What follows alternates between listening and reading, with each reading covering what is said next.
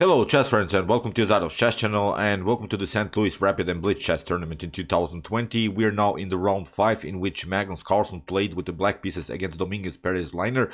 And Magnus Carlsen had to retaliate because he lost that game. I've mentioned it also in my previous video. He lost one game because of the disconnection that he had. He lost the whole point.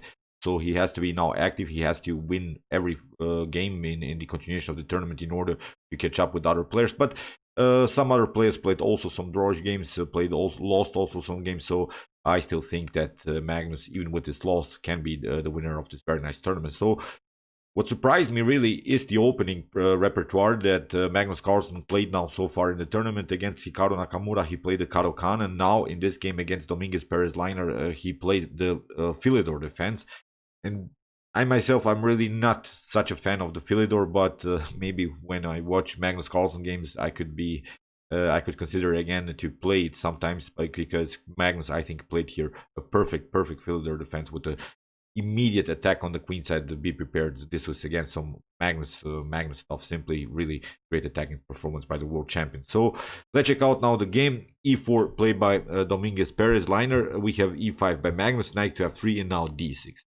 This is a similar structure to the Perez defense. Here, Leiner simply breaks the position with the move D4. We have E takes D4 and knight to D4 by Magnus. So this is still common theory. What White has, of course, as an advantage is, of course, the centralized knight has, of course, some space advantages and has this 4 versus 3 situation on the king side. So that's the goal. That's the direction of the attack that White should search. White should really attack on the king side. On the other hand, Black could search for attacks on the queen side, because that's the side where Black has the pawn majority. And what will happen also in the continuation of the game here, knight to F6 played by Magnus, knight to F3, and now bishop to E7. So we have bishop to F4 by Dominguez, Perez, Leiner, which is a good choice. We want to, in some occasions, maybe maneuver the knight here on F3 and create a pawn breakthrough here with the move E5. And Magnus plays really immediately castling, and after move queen to D2, this idea C6. This is a very risky idea to play that move immediately, because first of all you have a weak pawn on D6, but this structure, this so-called Boleslavsky wall, it's this pawn structure setup that Magnus Carlsen has built here, this so-called Boleslavsky wall. This wall restricts basically these 4 centralized squares, and I really noticed that Magnus Carlsen, even when he plays his common Lasker Sicilian or this Pelican Sicilian, when he plays maybe some Najdorf games, he many times goes in these types of pawn structures where he basically leaves maybe a weak pawn like D6 here in the continuation of the game, but he has always some kind of a counterattack. And that's why I really love this setup so far. C6 with preparations to expand on the queen side here with B5. So what should White do here? So if you play bishop to E2, maybe some bishop to E2 kingside castling, then the kings are on the same sides. Then you don't have so many attacking possibilities here. Dominguez, Perez, Leiner accepts the challenge, and he says like, let's attack us, because now the kings are of course on the opposite side, and now it's time to really, from Black's perspective, create a flank attack on the queen side. From White's perspective, it's time to create a flank attack on the king side. So I really love when players castle on the opposite side. Then we know that we will have some dynamics. And on the other hand, if White would have, for instance, castle on the king side, then the game would be more positional and with more positional ideas without so many tactics, I think. So here B5 immediately played by Magnus. We have F3 with preparations to play G4, of course. B4, we have knight to B1, and this was I think White's first mistake in the game. A better idea is to play knight to A4, simply attacking the pawn. After potential C5 move, maybe even that after that knight to B5, attacking the D6 weakness. But at least you activate your knight somehow, or you could even try knight to E2. At least you can remaneuver the knight on a more active square. Here, Dominguez, Perez, Leiner played knight to B1. And I think this line surprised him a little bit by Magnus Carlsen, because Magnus really didn't play often this Philidor defense. Now, after the move knight to B1, Magnus simply continues to attack. A5, we have G4. We have, as I said, this opposite side attack game. We have A4 and now H4. This is a mistake by Dominguez, because a better idea is simply stop black's progression with the move a3. After a potential b takes a3, we still can recapture with the knight, and the pawn structure is fixed now. Even if black tries now a potential d5 pawn breakthrough with potential ideas to attack the knight, you shouldn't be worried because you have a counterattack with the move g5. After something like bishop to a3, still we're continuing, of course, with the normal move g takes f6, and I think black could have some trouble. So maybe here after the move g5, knight to h5, but now bishop takes b8, and you see even if you try here bishop to g5, that's not an option because you get f4, your pawn is protected. So as I said, I think here Dominguez missed this line a3, simply defending a little bit further now with counterattack opportunities with h4, h5, g5 and similar ideas. But at least you have to stop your opponent's attack for a while. Now in the game, as I said, Dominguez tried h4 and Magnus played immediately c5, attacking the knight, and we have now knight to f5. What to do now? This is a very nice knight on f5, so that's why Magnus gets rid of this very annoying knight. Bishop to f5, we have g takes f5. Now the g file is open, and there are maybe some tactical threats if the rook comes here to g1. But the problem now, the positional problem of white is now the bad bishop on f1. Even if you develop it somehow, if you develop it for instance on d3, then you see it's simply blocked out by its own pawns. If you develop it on c4, it's not such a powerful idea, as the f7 is perfectly fine. I think our main attacking minor piece for here from white's perspective is of course the bishop on f4 with ideas rook to g1, maybe even that after that bishop to h6, attacking somehow the g7 weak. So that's the tactical preparation that white has here. On the other hand, I hope you realize Magnus has expanded here on the queen side very fast. He has now opportunities to break the position with potential b3 moves. If you try b3 immediately, it could be, I think, too risky, because you get c takes b3, a takes b3, and now you get a3, and still with opportunities to block the position with the knight to c3. I think white can defend this position. So that's why after the move g takes f5, Magnus tried knight to c6. So he has to bring his last piece into the game. This is a normal move. This is really this principle of the last piece that hasn't played so far. Very important lesson sort of by Magnus Carlsen.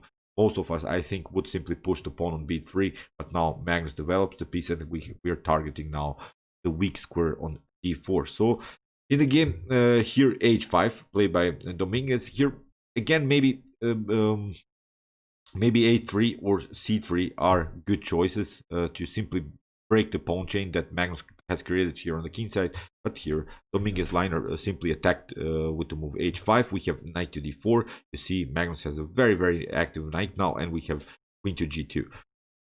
Okay, the queen gets on the g file. This is very risky already also for Magnus, so that's why Magnus gets the king out of the range. If you try for instance something like h6 in order to split the pawn structure in front of the king, it's not a problem. We can simply pass through with the move g6.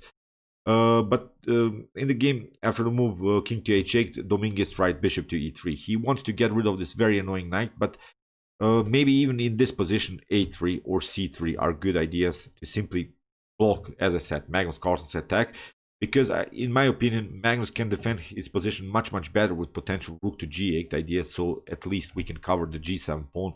On the other hand, I think the pawn structure of blacks is much more mobile. On the queen side we could create some threats, we could split the pawns in front of the king. So here bishop to e3, it seems to me really like a passive move.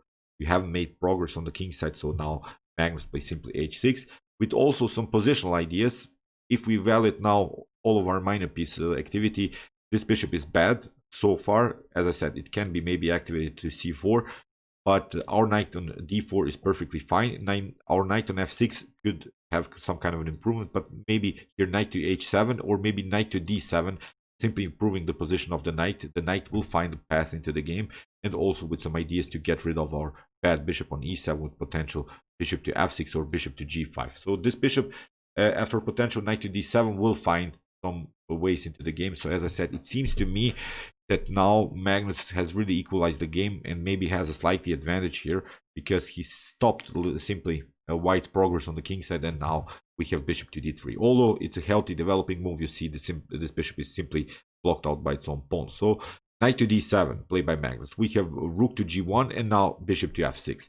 Magnus is simply targeting now the weak b2 pawn.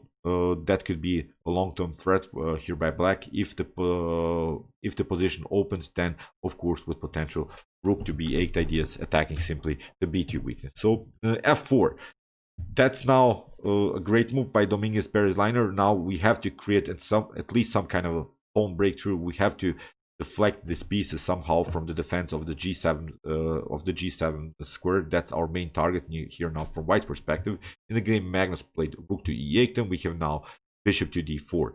Here, Magnus played c takes d4. Also, bishop to d4 is an idea, because probably Magnus was scared about a potential e5 move that could really cut off here the connection between the bishop and the rook. But still, I think it's defendable with rook to g8. And you see, f6 is not a possibility, because first of all your rook is hanging on g1.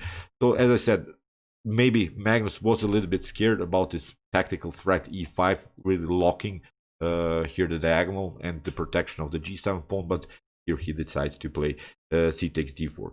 Still, black is slightly better here, because now finally also this c file is opened, and we have now opportunities, as I said, to simply push pawns. Even if we have to sacrifice 1 or 2 pawns, our main goal is now split the pawns, open the position in front of the king, and activate our minor pieces, activate the queen, and really threaten with some checkmate. So here in the game, knight to d2. Good maneuver of the knight. We're targeting, of course, a very nice square on the board. It's, of course, the c4 square. We have knight to c5, knight to c4, and now we have finally b3. Magnus now opened the position. We have king to b1.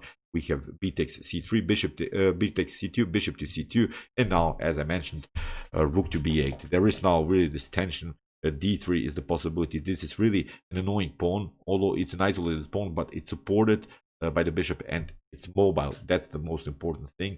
So that's why here Dominguez, Leiner simply defended this potential d3 move. He created a blockade, and now Magnus played rook to b4. So very important move to simply double up here on the b file. But also the tactical threat, of course, is knight takes d3 followed with rook takes c4. So that's also a threat that Magnus has prepared here. In the game a3, we have rook to b3, and now bishop to c2, here rook to b8. We have now e5. So you see, still Magnus has worries here. Also, he has to defend also his king side, because, as I said, the main goal is to deflect here the bishop from f6 from the defense of the g7 pawn. So that's why Magnus played d takes e5. We have f takes e5, and now rook takes e5.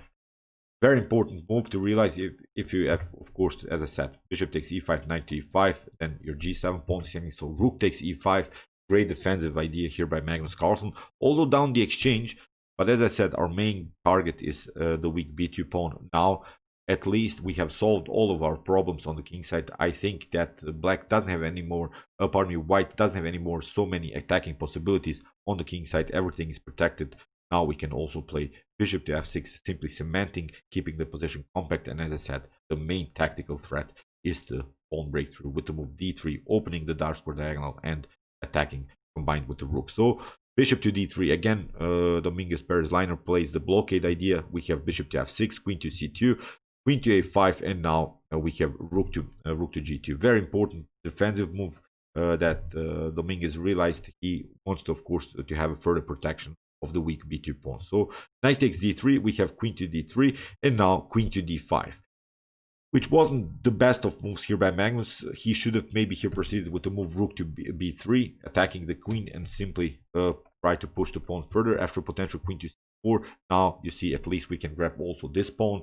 So here he missed a little bit the continuation, but still he has a slightly advantage. And in the game, Dominguez played rook to e2 with also some attacking possibilities, maybe on the back rank if, for instance, this rook leads the defense of the back rank. So here king to h7. So Magnus plays a normal move. He doesn't want to risk this potential checks on the 8th rank. He simply improves the position of the king. Now, when the position allows it, then he'll strike back, of course, with some attacking possibilities. So queen to e4, rook takes b2. That's really a great move here by Magnus Carlsen. Whatever you do, if you take with the rook, of course, your queen is hanging, so you have to take with the king. And now Magnus found a really great pawn breakthrough. As I said, this was our main tactical threat, this d3 opening the diagonal for the bishop. Here in the game, king to c1 was played, queen to c5, we have king to d2, and now queen to c2 played by Magnus. Whatever you do, wherever you go, maybe king to e3, then you get the queen to e2. If you play like Dominguez played, king to e1, then bishop to h4 will happen, and you get deflected here, and you're getting checkmated here by black. So great attack really by Magnus Carlsen. He played the Philidor, as I said, against Nakamura. He played the Kadokan. He can play basically whatever he likes. He's really incredible in this sometimes dubious openings. I'm not sure how many great grandmasters these days are playing, for instance, the Philidor. But Magnus can play it, and you see how he can play it. He played really great and dynamic game on the queen side, really opened the position early. Great again performance by the world champion. So okay, I hope that you enjoyed this game. I really enjoyed it a lot. This was great game by Magnus Carlsen. If you want to see more games from this tournament and also some other games from other tournaments, check out my commented chess games. Here's the link. And if you want to see the best chess games of all time, check out my best chess games of all time series. And if you like this content, you can also subscribe to my channel. See you soon with some more videos, and chess is the best of